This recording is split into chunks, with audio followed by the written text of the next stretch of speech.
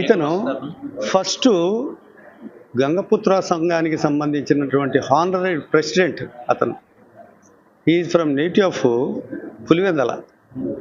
అతను ఏమంటే అతను బాగా ఇన్ఫ్లుయెన్స్డ్ పర్సన్ కాబట్టి ఎవరిని మేము అర్థించినా కూడా అధికారులంతా కూడా మా మాట వినకుండా అతని మాటే చెల్లడము, దురాక్రమణలో ఎక్కువ అతనే ఇది చేయడము జరిగింది.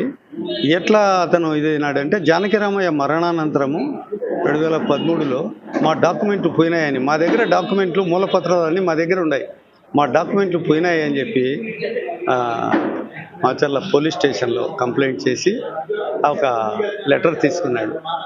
ఆ లెటర్ నాట్ ట్రేస్డ్ అవుట్ అని. ఆ లెటర్ ద్వారా మళ్ళా మూలపత్రాలన్నీ పోయి డాక్యుమెంట్లు పుట్టించుకోవడము, ఒక అడహక్ కమిటీ, దొంగ అడహక్ కమిటీ వేసుకొని జానకిరామయ్య సంతకాన్ని ప్రొడ్యూస్ చేసి ఆయన వేసినట్టు చేసుకోవడము. తర్వాత ఒక చారిటబుల్ ట్రస్ట్ 2008లో అయ్యి ఉంటే మళ్ళీ ట్రస్టును సమాజం కింద మళ్ళీ ఒక రిజిస్ట్రేషన్ ఉండగా రెండో రిజిస్ట్రేషన్ చేసుకోవడము, బ్యాంక్కి పోయింది అని చెప్పి పాస్బుక్ పోయిందని ఇంకొక పాస్బుక్ క్రియేట్ చేసుకొని అవంతా కూడా డబ్బులు ఇచ్చేయడము, ఇవన్నీ కూడా జరిగింది. అయితే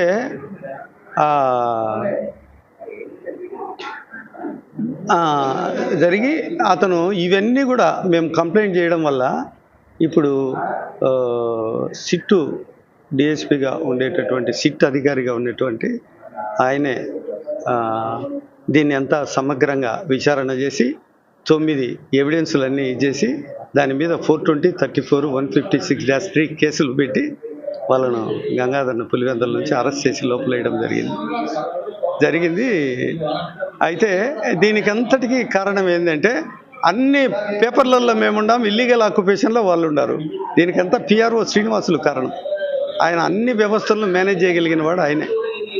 దానివల్ల ఇది జరిగిందని చెప్పి మీకు పత్రికాముఖంగా తెలియజేస్తూ ఇది చేస్తాను. రైట్.